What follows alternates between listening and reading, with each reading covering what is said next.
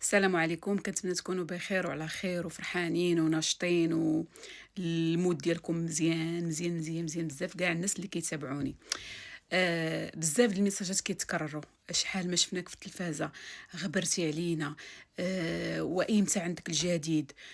واش مازال ما غتبانيش؟ واش ما عندك شي حاجه في هاد رمضان؟ واش ما العام الجاي واش غديري شي حاجه؟ علاش ما بقيتيش كتمثلي شحال؟ المهم هاد الاسئله عندي كثيره كتطرح عليا في اغلب الفيديوهات اللي كاينين، ومن بينهم هاد الفنه هادي راين غتكون بنت مأكده، كتبت لي ممثله فنه وحلوه ما خداتش حقها في الظهور للاسف. كل عام وانت في صحه وعافيه، وكل عام وانت في صحه جيده وعمر مديد مع ولدتك الله يحفظك. راه هاد وليداتك اختي هي اللي داير عليها الفيلم كامل. انا واحد السيده اللي متعلقه بولادي بزاف، حيت هما حياتي، فهمتي؟ ما كنقدرش نبقى بلا بيهم. المهم يمكن تقدر تكون علاقه مرضيه، ولكن هادشي اللي عطا الله.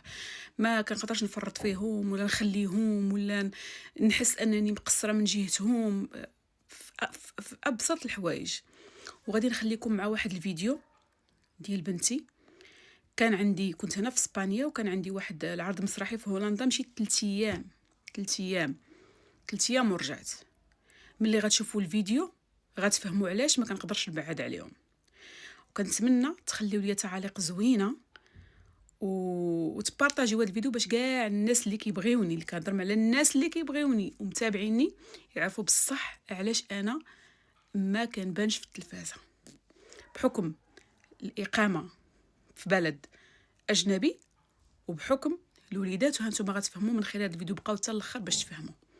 بولا ديالي والفنون ديالي، وانا زونا انتيا زونا، انا الفنون انا الفنون، انتيا الروح ديالي والروح ديالي ديال الكبوله ديالي، وانا شخصتك ما نقدرش ندير والو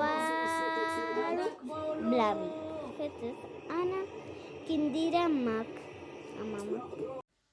كنتمنى تكونوا فهمتوا اش بغيت نقصد لكم. الله يخلي لكم كل عزيز وغالي. هذه كانت رياكسيون ديالها فقط 3 ايام ديال الغياب ديالي. كانت كتصيفط لي عرفتي هذا الفيديو نهار وصلني، اقسم لكم بالله الا بكيت وما كرهتش شكون غمضت عيني وكنت حداها. واكيد ان هادشي كامل كيطرى لكم. كاين اللي تبارك الله عنده واحد الكبده شويه فخط، يعني قاصحه وكيقدر يصبر ويفرغ. انا شويه عندي الكبده هبيله. راه قال لكم كانت غير مره وحده اللي ولدت كان راه غيسميو علينا هبيله حمقى يعني. تحياتي.